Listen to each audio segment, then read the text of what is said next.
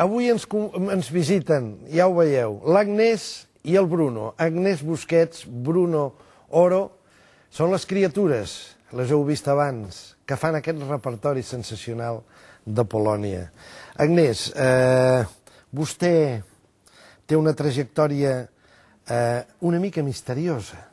Vostè ha esclatat a Polònia, però televisivament parlant jo només la recordo d'aquell programa del Club Super 3. Sí, i... Quin personatge feia? Doncs feia la Kes. La Kes. Que era com una prolongació del que havia estat la Nets, del que havia fet la Viviana, i llavors vaig aterrissar jo.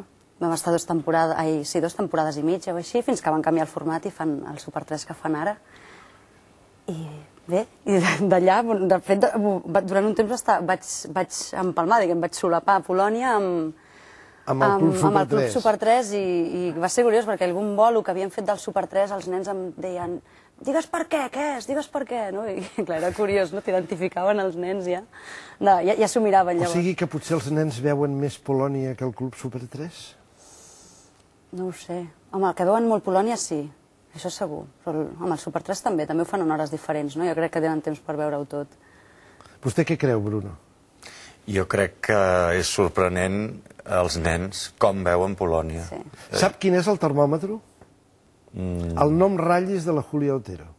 Sí. Nosaltres que el seguim cada setmana, vosaltres també des de casa, el programa de la Júlia Otero, amb la Mainada, amb la Canalla, amb la Quitxalla, quan porten algun polític, l'altre dia donant Lleida, etc, els nens l'identifiquen amb el personatge de Polònia. Sí, diuen, surt a Polònia. Sí, sí. És increïble. Vol dir que teniu una audiència, això que en diuen, això que tant busquen els creadors televisius i els directius, una audiència transversal. Agafeu tot el registre, des dels grans fins als petits. El Bruno té una trajectòria, almenys, si no més dilatada, almenys més pública i més notòria. Esbrinant els espies, ens hem trobat que, precisament, vostè acaba de ser Pepín Bello. Correcte. Aquest personatge mort fa poc, que l'hem tret ara en l'epílogo. Vostè l'ha interpretat, l'acaba d'interpretar en el cinema. Sí senyor, i m'ha fet molt feliç que vostè ho esmentés perquè ha estat una experiència molt maca.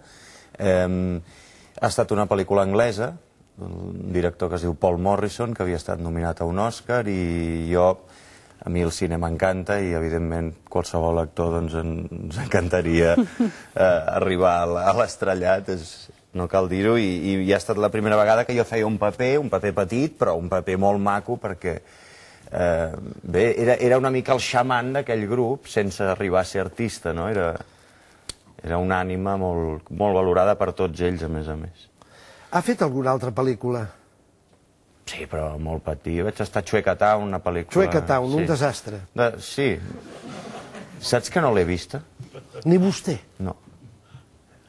Reafirma el desastre, efectivament. Quan ja ni els actors veuen la pel·lícula que fan... No, però va donar el cas que jo quan es va estrenar era fora i després el paper era tan petit i bé, no la vaig arribar a veure. Aquí el gran cop, de totes maneres, de vostès ha sigut, efectivament, no hem de descobrir-ho, ho venim dient, i vostès també estan aquí per això, ha sigut Polònia. A veure, en quin moment, perquè esclar, Polònia porta ja, si no recordo malament, si no 2, 3 temporades, quasi. Sí, 3. 3 temporades. En algun moment, sobretot als inicis de Polònia, a davant de les grans figures emergents d'allà que feien la gran caricatura del gran polític, el cas de Queco Novell Maragall, el cas de Toni Albà, feia el rei, vostès s'han sentit a dintre de Polònia humoristes de segona fila? No. No, al contrari. No, realment és com molt equànim tot, no? O sigui, és un equip com molt homogeni, en aquest sentit. Vull dir, tant a dintre, diguem, a les tripes com a l'hora de... Ni al principi tampoc? No, perquè jo quan vaig començar amb el Toni Soler estàvem a les Terezas de la Júlia Otero. Un altre fracàs? Sí, però no pas nostre, és a dir, la nostra part, la part del Toni, allà vam aprendre molt, va ser la primera presa en contacte, a més, pel públic nacional, i allà és on es va curtir el Polònia, d'alguna manera. Amb les Terezas i després amb el Mireuster, que també... Un altre fracàs. Un altre fracàs que ens van treure per aquelles coses de les grans cadenes. Però tots aquests petits fracassos finalment són triomfs a la llarga, no? És a dir, un s'ha Sí, perquè d'emportar estomacades. ha desembocat en el Polònia, no? Que està sent un gran èxit, o sigui, l'equació al final, no? Fracasso por fracasso igual a Polònia. A veure, quan he dit repetidament un altre fracàs és que és així, però no ho deia pejorativament. Ho deia per aquestes coses incomprensibles de la televisió. És cert, en el programa aquell que feia la Julia Otero a les Cerezas, que se'n deien les Cerezas, ells feien el microondes. El microondes, correcte. O el microondes, on feien ja la sàtira política molt similar a la que estan fent aquí. No va funcionar. Més encara, els contracten... Això era per Televisió Espanyola. Correcte. Els contracten a vostè, vamos, en el grup del Toni, per fer el Mire Usted. D'això en vam parlar aquí amb el Toni, el creador de Polònia, el Toni Soler. Vam parlar amb ell aquí, qual dia que va venir, ho vam treure, i diu, sí, diu, no va funcionar el Mire Usted a Antena 3, es va haver de retirar. Per què? Què passa? Que la clau d'humor polític només l'acceptem aquí? O allà hi ha massa expressions? O què passava? Hi ha una mica de tot. Jo crec que la llibertat que estem tenint ara a TV3 no l'havíem tingut abans, ni a nivell de continguts, ni de programació, ni de... Ens estan tractant molt bé, tenim un bon lloc a la graella, Antena 3 ens movien, van dir... El primer dia va funcionar molt bé, llavors van dir, doncs ara competiu amb Aïda. 20 minuts de pausa, de publicitat abans de que comencés, et maltracten. En canvi, aquí estem més tranquils, i a nivell de contingut no hi ha problemes. Vaja, penso jo que és un programa molt crític i no tenim... Hombre, això vostè s'acaba de guanyar, senyor Bruno Oro, s'acaba de guanyar una estàtua en els jardins de TV3, que estic segur que el director, després d'aquestes paraules, el senyor Escribano, li farà edificar immediatament. També li haig de dir, i els haig de dir a tots dos, Agnès, que aquest Nadal n'han fet un gramassa del Polònia. Oi que sí? Sí, jo penso, bueno, ara fa mal que ho digui jo, no? Era contínuament gags de Polònia, coses de Polònia, per intentar aixecar una programació bastant minsa que tenia en aquells moments TV3, unes audiències bastant minses. Sí, no sé, és aquella cosa, no? Quan una cosa funciona, doncs sembla que a vegades hagi de ser una mica el... Ens van posar nosaltres i no sé... Jo t'ho dic, jo com a espectadora vaig pensar, ostres, vols dir que igual no... La gent igual la saturarà, no? Però després allò, parlant amb gent, o sigui, no de la professió, sinó del carrer i tal, l'altre dia ho comentava amb una noia, i em diu, no, però... O sigui, com que tampoc li sabia tant de greu, no? O sigui, semblava ser que potser és una impressió més nostra, no? Que, clar, com que hi som a dins, ho veus per la tele, no? Ho tens com molt present, a lo millor... No, era només... que potser no és tant com potser ho vius tu mateix, no? Era només la por a l'empatx, no? Un excés de voler estirar massa la corda de Polònia. Bona corda, però això, no? A veure, permeti'm, hem anat al carrer.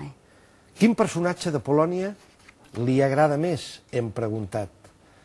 I els veïns de la ciutat de Barcelona, que han tingut l'amabilitat de contestar a les nostres càmeres, a les nostres redactores, ens han dit quin és el seu preferit de Polònia. Endavant. Home, a mi el que em fa molta gràcia és el papa. Hòstia, el que fa de Montilla. El Maragall, potser, sí. La ministra de Foment també em feia bastanta gràcia, sí. La CBS, perquè el fan així com molt exagerat i em fa molta gràcia. El que imita el rei, doncs, genial, ho fa molt bé. M'encanta en Maragall. La Rola també la imiten força bé, la vicepresidenta... El Aceves, indudablement el Aceves, la de la Vega. El Montilla, la Terribas, i el Aceves. El Maragall i el Aceves, ja està plana. El Maragall i el Montilla fa molt bé. A mi el que em fa més gràcia és l'Aceves, del Bruno Oro, sí.